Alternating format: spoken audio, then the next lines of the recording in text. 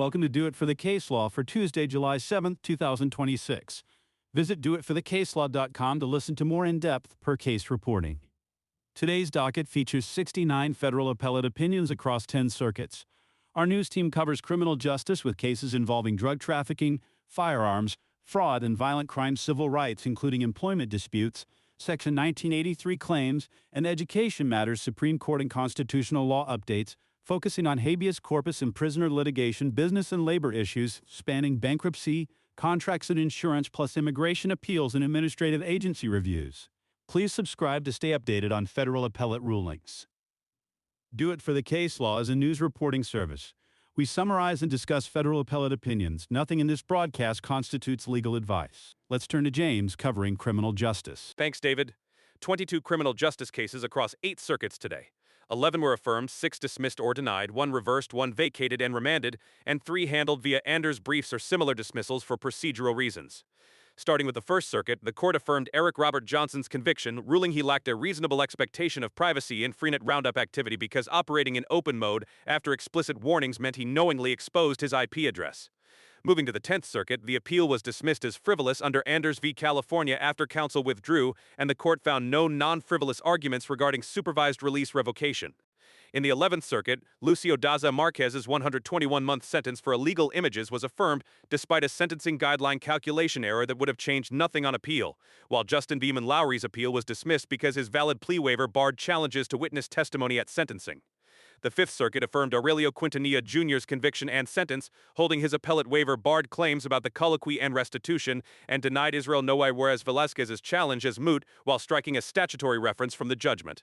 Over in the Sixth Circuit, appointed counsel was ordered to file a supplemental brief after an initial Anders motion failed to conduct a thorough record search, and Deontay Moore's Fourth Amendment claim regarding a firearm found in a vehicle was denied under the automobile exception. The court also affirmed Hermidio Ruiz Medina's supervised release revocation, clarifying that retributive considerations for the violation itself are permissible even if retribution for the underlying offense is not. In the Seventh Circuit, Posencio Martinez won a reversal and remand because the traffic stop of his semi-truck was a pretextual administrative inspection violating the Fourth Amendment. The Eighth Circuit had a busy docket. D'Anthony Rainey's appeal was dismissed due to an enforceable waiver. Calvin Sean Carter's conviction for illegal images was affirmed based on custody of the minor victim, and Jacob Logan Stone's request for early termination of lifetime supervised release was denied given his history. Keith Carnes prevailed in a civil rights suit where qualified immunity was denied due to allegations of a reckless investigation, while Eugene Spencer Cox's cocaine trafficking conviction stood despite harmless errors regarding safety valve relief. Theodis Thornton's felon in possession conviction was affirmed even though the notice of appeal was 1 day late, and Jordan Austin Esterman's firearm sentence was vacated and remanded because the district court failed to properly account for his undischarged state sentence as relevant conduct. Finally, Gervon's L. Williams' appeal was dismissed due to an enforceable waiver, and Melroy Johnson Sr.'s compassionate release request was denied despite meeting the extraordinary reasons threshold because aggravating factors weighed against early release. Back to you, David. Thanks, James. Now Aisha with the civil rights coverage. Thanks, David. We have 18 cases today. 7 reversals, 3 remands, 1 split outcome, 6 affirmances, and 2 dismissals. Let's begin with the 11th Circuit, where the court reversed a lower court ruling on Florida's Individual Freedom Act. The panel held that the statute banning instructors from espousing specific concepts regarding race, sex, and national origin violates the First Amendment as unconstitutional viewpoint discrimination when applied to public university professors. The court rejected arguments based on public employee speech doctrines or government speech principles, applying a balancing test under Pickering and Bishop v. Aronoff. Moving to the Third Circuit, the court reversed the dismissal of Dr. Norman Wong's defamation and civil rights retaliation claims against the University of Pittsburgh and related defendants. While his First Amendment claim was dismissed for lack of state action, his defamation claims survive under the actual malice standard, and his Title VII and PHRA retaliation claims proceed. In the Sixth Circuit, the court affirmed in part and reversed in part regarding attorney's fees in a Title VII sexual harassment case. The panel found an abuse of discretion because the district court failed to credit 93.8 hours of premature trial preparation and made an unexplained arithmetic error when calculating a 50% across-the-board reduction. Over in the Ninth Circuit, the court remanded 2 separate challenges to Environmental Protection Agency rules concerning dicarbonmonoethyl ether without vacating the existing regulations. The panel held that the EPA's decisions not to further regulate exposures in recyclable articles and waste disposal were not supported by substantial evidence under the Toxic Substances Control Act. In the First Circuit, the court reversed a summary judgment dismissal in a Title VII retaliation case involving the Drug Enforcement Agency, holding that the plaintiff had ample opportunity for discovery earlier but failed to comply with local rules for additional discovery requests. The Tenth Circuit also reversed the dismissal of Eric Holt's First Amendment claim against the Florissant Fire Protection District. However, upon closer review, the record indicates the court actually affirmed the district court's grant of summary judgment in favor of the district because Holt spoke pursuant to his official duties as fire chief. The panel applied the Garcetti test and found his speech lacked constitutional protection. Additionally, the Tenth Circuit dismissed a Section 1983 claim against Sheriff Chris Bryant for lack of qualified immunity and waived ratification theories, while affirming the dismissal of Hadi Ahmadi's employment claims due to failure to object to a magistrate judge's recommendation. In the Fifth Circuit, the court affirmed the denial of a preliminary injunction in a pro se civil rights case, finding the appellant failed to demonstrate irreparable injury or likelihood of success. The Eighth Circuit issued 2 affirmances, one rejecting an inmate's deliberate indifference claim against WellPath, where expert testimony confirmed appropriate treatment, and another upholding qualified immunity for troopers who extended a traffic stop based on reasonable suspicion of a felony protective order violation. Finally, in the District of Columbia Circuit, the court dismissed defamation claims against a witness who testified before Congress, ruling that the common law absolute privilege bars such suits regardless of alleged bad faith. Back to you, David. Thanks, Aisha. Let's turn to Michael. Thanks, David. 5 cases in this block.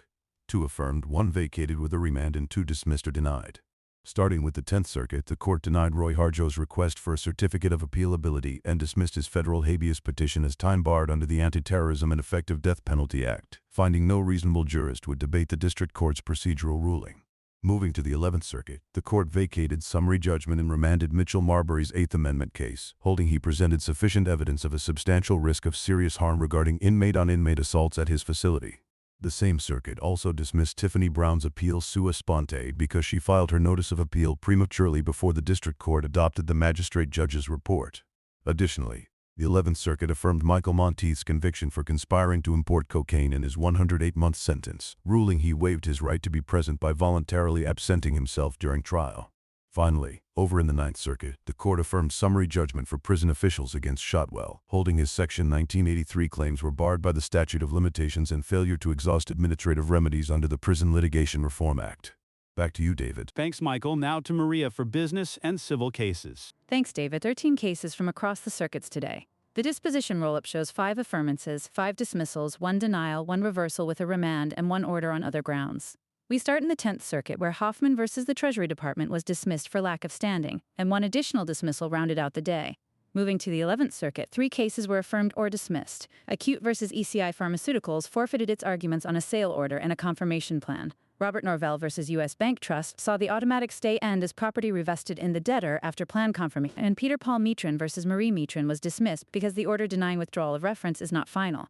A 4th 11th Circuit appeal by Brandon Rowell versus Metropolitan Life Insurance Company was also dismissed for filing a notice of appeal prematurely against a non-final magistrate recommendation. Over in the 5th Circuit, we have 3 outcomes. James LeBlanc versus Murray and others saw a qualified immunity claim denied because the court lacked jurisdiction to review factual disputes but confirmed the legal standard for clearly established rights. The government's convictions against Matthew Thyler and co-defendants for violating the anti-kickback statute were affirmed as the evidence supported the conspiracy to pay kickbacks through management service organizations. In a reversal, Tommy Barrier versus the United States was sent back for trial, where a jury may find that a Customs and Border Protection agent acted within the scope of employment under the special mission exception to the coming and going rule. The 6th Circuit dismissed a Lanham Act dispute between Nelson and Miller Knoll because contractual agreements granted the company exclusive rights to the bubble lamp intellectual property. In the 8th Circuit, Wilbur Ellis versus former employees was affirmed regarding discovery motions and partial summary judgment on trade secret and loyalty claims, where the district court properly denied broad third-party discovery. The 9th Circuit granted a petition in Singh versus Blanche, finding that threats against the petitioner's family constituted changed country conditions rather than personal circumstances, allowing a motion to reopen to bypass the standard filing deadline. Finally, in the D.C. Circuit, the trustees of the IAM National Pension Fund versus M&K Employee Solutions resulted in a split outcome, so Clare reversed summary judgment on withdrawal liability for certain work but affirmed other rulings, sending the case back for further proceedings on the single employer analysis.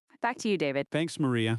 Now for immigration and government news, Raj has the rundown. Thanks, David. 11 cases in this block, 5 denials, 3 dismissals, 1 affirmation, and 1 vacatur and remand. Starting with the Ninth Circuit, Suleiman Sarr's petition for review regarding withholding of removal was vacated and remanded after the panel held his federal methamphetamine conspiracy conviction constituted a particularly serious crime under federal statute, making him ineligible for relief as a danger to the community. The remaining 8 immigration cases in the Ninth Circuit were denied or dismissed due to failure to exhaust administrative remedies or procedural deficiencies. Aura Lopez's petition in the Eighth Circuit was dismissed because she failed to raise 2 key legal arguments regarding statutory basis and petty offense exceptions before the immigration judge or Board of Immigration Appeals. In the First Circuit, Eduardo Taylor's attempt to upgrade his discharge characterization from other than honorable to honorable was affirmed as the court applied an unusually deferential standard to the Board for Correction of Naval Records decision. The Tenth Circuit dismissed William Johnson's negligence claim against Regional Supplemental Services, noting the lower court erred by not accepting the plaintiff's factual allegations as true under Federal Rule of Civil Procedure 12.6.